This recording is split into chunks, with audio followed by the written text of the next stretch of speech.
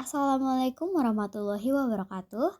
Halo teman-teman, kami dari kelompok 12 program studi pendidikan IPA Rombel 1 angkatan 2024 akan menjelaskan satu materi tentang implikasi perkembangan peserta didik pada pendidikan di SMA dan pada orang dewasa.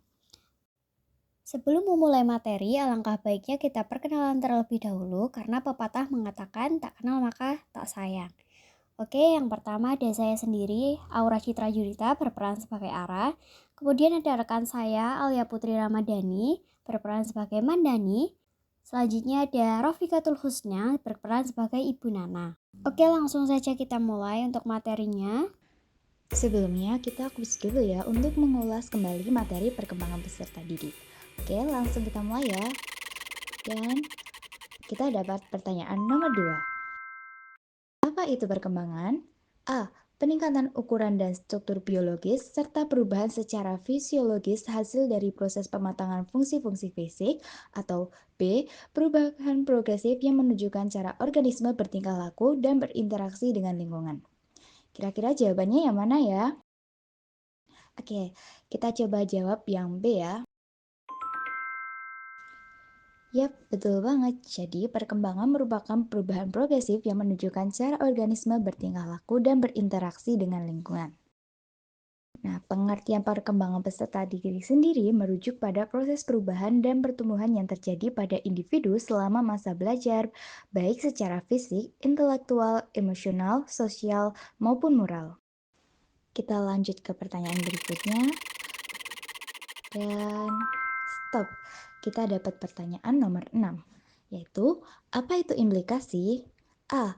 Akibat yang timbul dari adanya penerapan suatu program atau kebijakan yang dapat berdampak baik atau buruk. Atau B. Sebuah program pendidikan yang dirancang untuk meningkatkan kualitas belajar siswa. Kira-kira jawabannya yang mana ya? Oke, kita coba jawab yang A.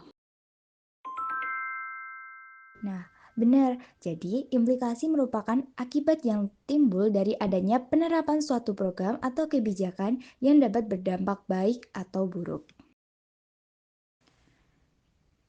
Implikasi perkembangan peserta didik sendiri merujuk pada bagaimana tahap-tahap perkembangan individu, baik secara fisik, kognitif, emosional, sosial, maupun moral yang mempengaruhi proses pembelajaran dan strategi pendidikan. Nah, implikasi perkembangan peserta didik itu penting banget teman-teman, karena untuk menyesuaikan pembelajaran, mengembangkan potensi, meningkatkan kesiapan karir, mencegah masalah belajar, mempersiapkan peserta didik untuk masa depan, dan juga pengembangan nilai dan juga etika. Selanjutnya ada implikasi perkembangan peserta didik pada masa SMA. Yang pertama ada implikasi perkembangan biologis dan perseptual pada SMA. Peserta didik di tingkat SMA mengalami perubahan fisik yang signifikan. Pembelajaran harus dirancang untuk memberikan kesempatan bagi siswa untuk berpartisipasi dalam aktivitas fisik dan mengoptimalkan perkembangan motorik mereka. Contoh penerapannya, siswa SMA mengalami pertumbuhan fisik dan hormonal secara signifikan. Guru dapat mendukung dengan pendidikan jasmani yang fokus pada kebugaran, jadwal istirahat yang cukup, dan aktivitas fisik yang aman. Selanjutnya ada implikasi perkembangan intelektual pada SMA. Pendidikan di SMA harus berfokus pada pengembangan kemampuan berpikir kritis dan analitis. Metode pembelajaran harus mendorong siswa untuk aktif mencari pengetahuan dan berpartisipasi dalam diskusi. Contoh penerapannya, siswa SMA mulai berpikir kritis dan analitis. Guru dapat menggunakan metode pembelajaran yang mendorong logika dan pemecahan masalah seperti diskusi atau proyek. Selanjutnya ada implikasi perkembangan bahasa pada SMA. Kemampuan bahasa siswa perlu dikembangkan melalui latihan berbicara, menulis, dan berdiskusi. Penggunaan bahasa yang tepat mendukung komunikasi efektif dalam pembelajaran. Contoh penerapannya, siswa SMA memiliki bahasa yang kompleks. Guru bisa mendorong siswa untuk latihan debat, presentasi, atau penulisan esai untuk mengasah ekspresi dan kosakata. Selanjutnya ada implikasi perkembangan kreativitas pada SMA. Kreativitas perlu dipupuk melalui kegiatan yang menstimulasi pemikiran inovatif. Pembelajaran harus memberikan ruang bagi eksplorasi dan penciptaan ide baru. Contoh penerapannya, siswa SMA suka bereksperimen dan berimajinasi. Sekolah bisa mendukung dengan kegiatan seni, drama, atau desain untuk menyalurkan kreativitas mereka. Kemudian ada implikasi perkembangan sosial pada SMA. Siswa perlu belajar tentang tanggung jawab sosial dan keterlibatan dalam komunitas. Pendidikan harus menekankan pentingnya kerjasama dan empati terhadap orang lain.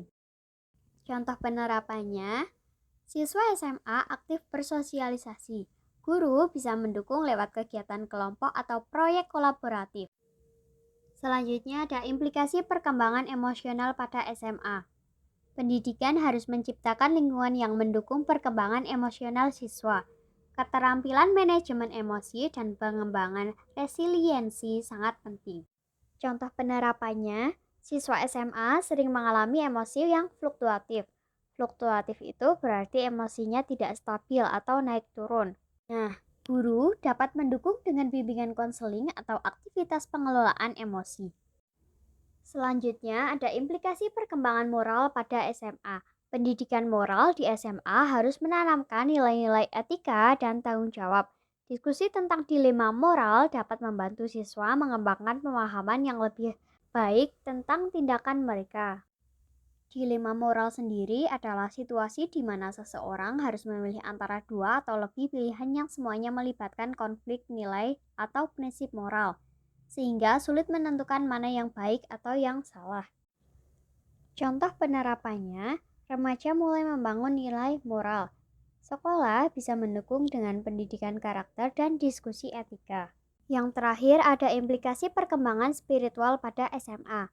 Siswa perlu diajarkan untuk mengembangkan kesadaran spiritual yang sehat, yang membantu mereka memahami tujuan hidup dan nilai-nilai pribadi.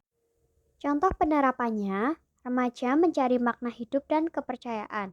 Sekolah dapat mendukung dengan kegiatan refleksi atau diskusi nilai-nilai universal. Selanjutnya, implikasi perkembangan peserta didik pada masa dewasa.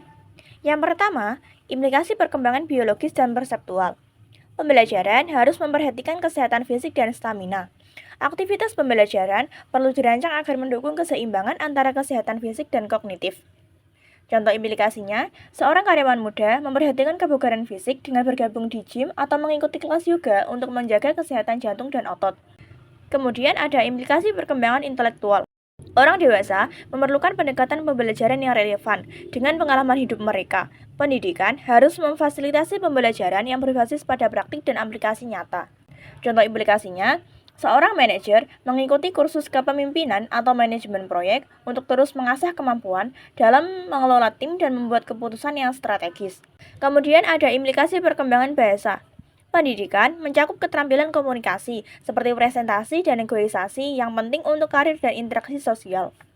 Contoh implikasinya, seorang manajer meningkatkan kemampuan bahasa agar lebih jelas menyampaikan arahan kepada tim, memperjelas visi perusahaan. Kemudian ada implikasi perkembangan kreativitas. Orang dewasa perlu diajarkan berpikir kreatif dalam memecahkan masalah di tempat kerja. Pendidikan harus memberikan strategi untuk mengatasi tantangan dengan pendekatan inovatif. Contoh implikasinya, seorang manajer proyek menggunakan pendekatan kreatif untuk menyelesaikan masalah proyek yang tertunda dengan mengorganisir ulang tim untuk meningkatkan efisiensi kerja. Kemudian ada implikasi perkembangan sosial. Pendidikan harus mempersiapkan mereka berperan aktif dalam masyarakat, termasuk pemahaman isu sosial dan kemampuan untuk berkontribusi positif. Contoh implikasinya, seorang warga aktif berpartisipasi dalam program kebersihan lingkungan atau membantu menyelenggarakan komunitas untuk mempererat hubungan antar warga. Kemudian ada implikasi perkembangan emosional. Pendidikan mencakup pelatihan dalam mengelola stres dan emosi, karena hal ini dapat membantu meningkatkan kesejahteraan mental mereka. Individu dapat mengurangi dampak negatif stres, menjaga kestabilan emosi, dan meningkatkan produktivitas dalam kehidupan pribadi dan profesional. Contoh implikasinya, pasangan suami istri dapat menyelesaikan perselisihan tentang masalah rumah tangga dengan komunikasi yang jujur, dan menghargai perasaan masing-masing sehingga memperkuat hubungan mereka. Kemudian ada implikasi perkembangan moral. Pendidikan mencakup penguatan prinsip moral dalam konteks profesional dan sosial, agar mereka dapat bertindak dengan integritas dan tanggung jawab. Ini penting untuk memastikan bahwa individu membuat keputusan yang etis, menjaga reputasi profesional, dan berkontribusi secara positif dalam masyarakat. Contoh implikasinya, seorang manajer menolak menutupi kesalahan yang dilakukan oleh timnya, meskipun bisa menyebabkan masalah bagi perusahaan, karena mereka lebih percaya pada pentingnya kejujuran dan akuntabilitas. Kemudian ada implikasi perkembangan spiritual. Pendidikan mencakup pengembangan aspek spiritual, membantu orang dewasa memerlukan makna dalam kehidupan mereka dan berkontribusi pada kesejahteraan masyarakat secara keseluruhan. Contoh implikasinya, seorang individu yang aktif menjadi relawan di panti asuhan atau rumah sakit karena terpanggil untuk berbagi kasih dan membantu orang yang kurang beruntung. Selanjutnya, implikasi teori kognitif biasa dalam pembelajaran. Sebelumnya kan teman-teman pasti sudah mengetahui tuh teori kognitif biasa. Nah, kita bakal mempelajari bagaimana sih cara mengimplementasikannya. Implikasi teori kognitif biasa dalam pembelajaran. Perkembangan kognitif berkaitan dengan kemampuan berpikir dan pemahaman rasional peserta didik. Proses ini melibatkan peserta didik untuk memahami, menginterpretasikan, dan beradaptasi dengan lingkungannya. Guru memiliki peran penting untuk memahami teori perkembangan kognitif guna mendukung pembelajaran. Faktor perkembangan kognitif sendiri yaitu pengalaman langsung, kematangan biologis, transmisi sosial atau pelajaran dari orang lain, dan juga ekuilibrasi atau keseimbangan antara pengalaman baru dan pemahaman lama. Implementasi teori kognitif biasa dalam pembelajaran itu bisa berupa 1. Melibatkan peserta didik secara aktif 2. Mengetahui kemampuan peserta didik 3. Stimulasi dengan ide kreatif 4. Memahami kebutuhan peserta didik 5. Kategorisasi materi pembelajaran 6. Peran kurikulum 7. Asesmen yang tepat sasaran dan yang terakhir ke-8 latihan untuk meningkatkan retensi. Nah, dalam melakukan implikasi itu pasti ada tantangan. Yang pertama itu ada tantangan kultural seperti perbedaan gaya belajar, keberagaman latar belakang, persepsi masyarakat. Terus ada juga tantangan sumber daya seperti kurangnya fasilitas, kurangnya tenaga pengajar, maupun kurangnya anggaran. Selanjutnya ada tantangan teknis yaitu keterbatasan teknologi dan juga kesulitan untuk mengoperasikan teknologi. Yang terakhir ada tantangan kurikulum yaitu kurangnya fleksibilitas kurikulum dan juga kurangnya materi ajar yang relevan. Untuk strategi pembelajaran untuk SMA dan dewasa awal itu ada pendekatan konstruktivis, yaitu pendekatan yang mendorong siswa untuk membangun pemahaman mereka sendiri melalui pengalaman yang langsung dan eksplorasi. Selanjutnya ada pembelajaran konseptual, yaitu menghubungkan materi pelajaran dengan situasi nyata yang relevan dengan siswa dewasa. Selanjutnya ada pembelajaran berbasis proyek. Metode ini melibatkan siswa dalam proyek nyata yang relevan dengan kehidupan sehari-hari atau dunia kerja. Selanjutnya ada penguatan nilai dan karakter. Itu pembelajaran tidak hanya fokus pada pengetahuan, tetapi juga pada pembentukan nilai moral dan juga etika. Selanjutnya ada pembelajaran kolaboratif, yaitu strategi ini memanfaatkan diskusi kelompok atau kerjasama tim untuk mempelajari materi. Dan juga ada dukungan emosional, lingkungan belajar yang aman dan nyaman sangat penting untuk mendukung pembelajaran siswa. Kesimpulan dari video pembelajaran yang kami jelaskan, peserta didik pada jenjang SMA dan dewasa awal berada pada tahap perkembangan kognitif, emosional, dan sosial yang mempengaruhi cara mereka belajar dan berinteraksi. Mereka mulai mengembangkan pemikiran abstrak, meningkatkan kemampuan memecahkan masalah, serta mencari identitas dan tujuan hidup. Pemahaman terhadap karakteristik ini memungkinkan pendidik untuk merancang strategi pembelajaran yang sesuai, seperti pembelajaran yang berbasis pada pengalaman, pemecahan masalah, dan diskusi kelompok.